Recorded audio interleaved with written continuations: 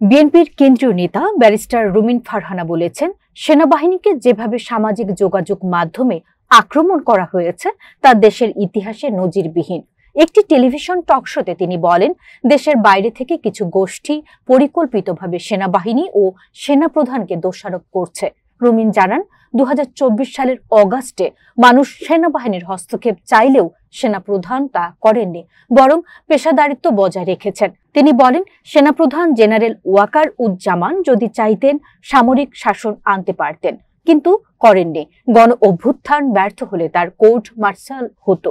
তিনি বারবার নির্বাচনের কথা বলেছেন, যা একজন সামরিক কর্মকর্তার জন্য ব্যতিক্রম। রুমিন বলেন, জাতি সৌভাগ্যবান এমন একজন পেশাদার সেনাপ্রধান পাওয়ায়।